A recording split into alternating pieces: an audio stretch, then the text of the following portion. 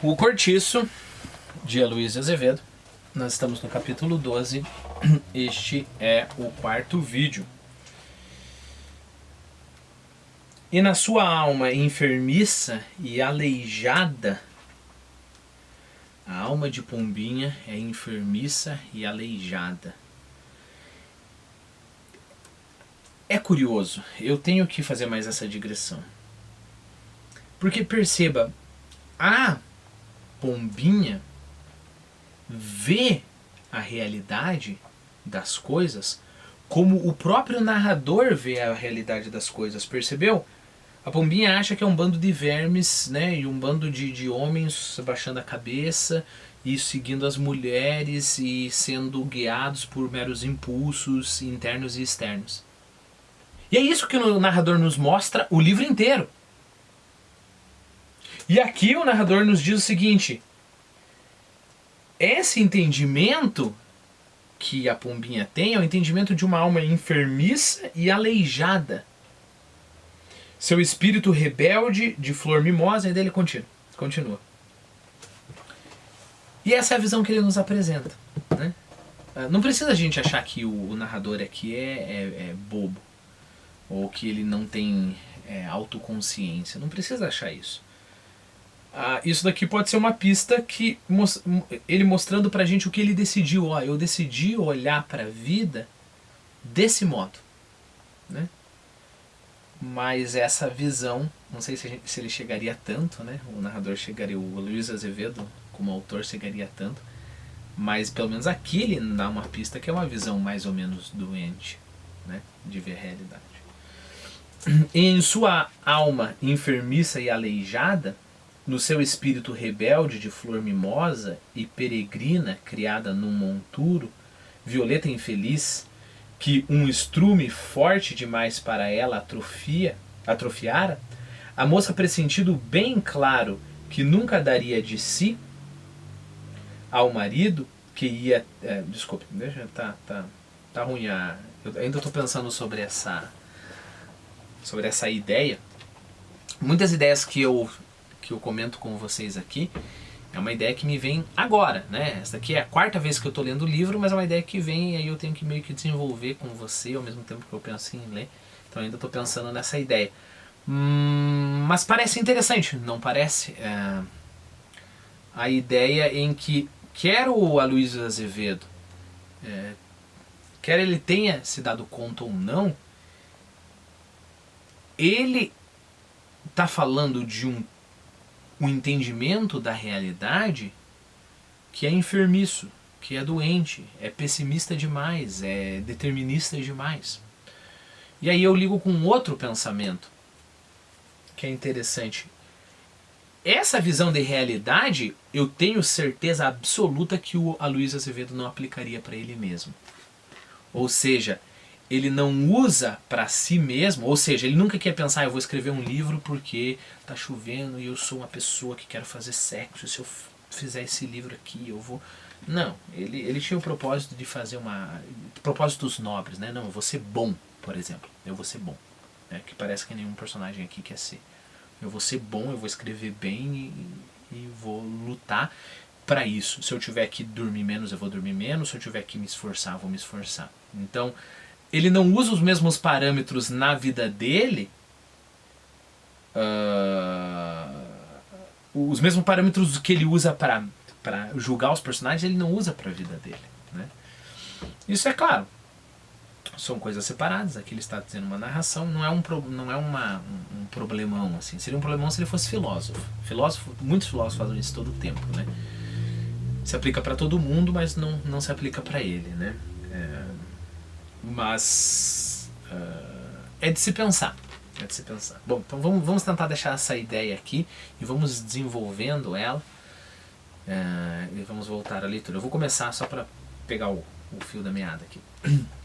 E na sua alma enfermiça e aleijada, no seu espírito rebelde de flor mimosa e peregrina criada no monturo, violeta infeliz que um estrume forte demais para ela atrofiara, a moça pressentiu bem claro que nunca daria de si ao marido que ia ter por uma companheira amiga, leal e dedicada. pressentiu que nunca o respeitaria sinceramente como a um ser superior por quem damos a vida, que nunca lhe votaria entusiasmo e, por conseguinte, nunca lhe teria amor. Desse, ou seja, desse amor, de que ela se sentia capaz de amar alguém, se na terra houvesse homens dignos disso.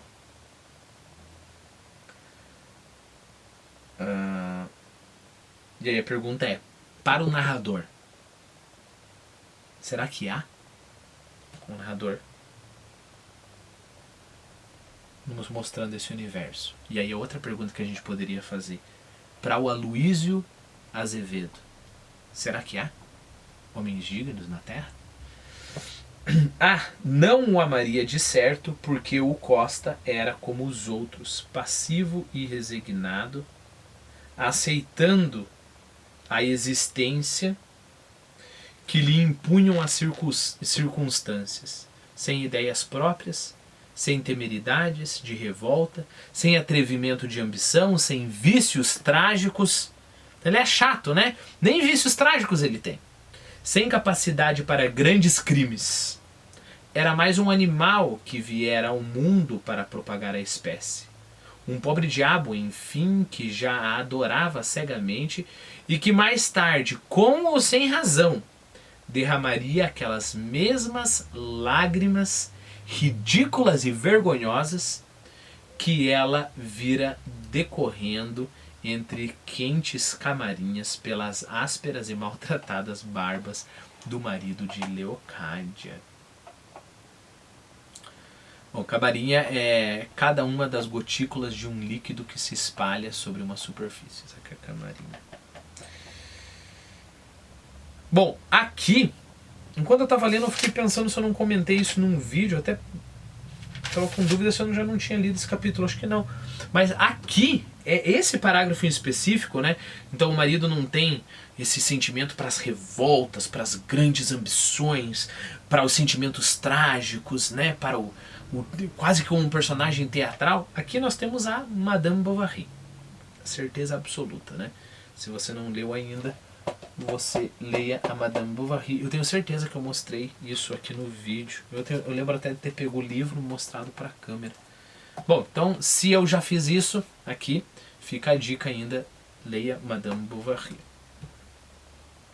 E não obstante, até então, aquele matrimônio era o seu sonho dourado. Pois agora, nas vésperas de obtê-lo, sentia repugnância.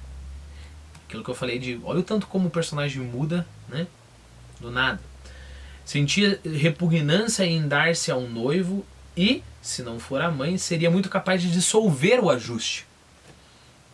Mas daí uma semana a estalagem era toda em rebuliço, desde logo pela manhã. Só se falava em casamento. Havia em cada olhar um sanguíneo reflexo de noites nupciais.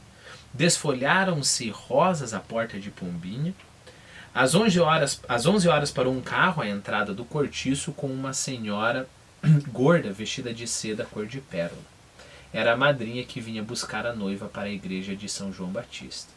A cerimônia estava marcada para o meio-dia. Toda esta formalidade embatucava os circunstantes que se alinhavam imóveis de frente do número 15, com as mãos cruzadas atrás, o rosto paralisado por uma comoção respeitosa. Alguns sorriam enternecidos, quase todos tinham os olhos ressumbrados d'água. Embatucar, né? Tapar com batuque, poderia ser, mas não é o caso aqui. Mas como você está tapando, você tem a derivação de sentido fazer calar ou calar. Deixar ou ficar sem ação, né? Sem resposta. Por exemplo, a sutileza do jornalista embatucou o entrevistado. Diante da situação constrangedora, embatucou.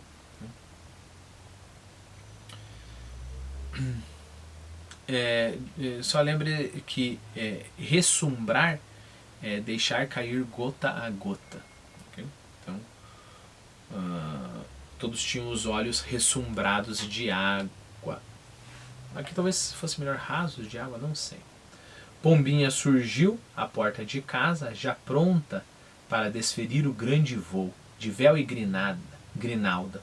Toda de branco, vaporosa, linda, parecia comovida. Despedia-se dos companheiros atirando-lhes beijos com o seu ramalhete de flores artificiais. Dona Isabel chorava como criança, abraçando as amigas, uma por uma. Deus lhe ponha virtude, exclamou a machona, e lhe dê um bom parto quando vier a primeira barriga. A noiva sorria de olhos baixos. Uma fímbria de desdém, até desdém, toldava-lhe a rosada candura dos seus lábios. Isso que fica meio difícil de aceitar, né? Esse personagem que muda assim, né? Até desdém pelas pessoas ali, né? Encaminhou-se para o portão, cercada pela bênção de toda aquela gente, cujas lágrimas rebentaram afinal, feliz cada um por vê-la feliz e em caminho da posição que lhe competia na sociedade. Não, aquela não nascera para isto, sentenciou Alexandre, retorcendo o reluzente bigode. Seria lástima se a deixassem ficar aqui. O velho Libório, cascalhando uma risada decrépita, queixou-se de que o Maganão do Costa lhe passara a perna roubando-lhe a namorada. Ingrata, ele que estava disposto a fazer uma asneira. Neném deu uma corrida até a noiva, na ocasião em que esta chegava à carruagem, e estalando-lhe um beijo na boca, pediu-lhe com empenho que se não esquecesse de mandar-lhe um botão de sua grinalda de flores de laranjeira. Diz que é muito bom para quem deseja casar, e eu tenho tanto medo de ficar solteira, é todo o meu susto.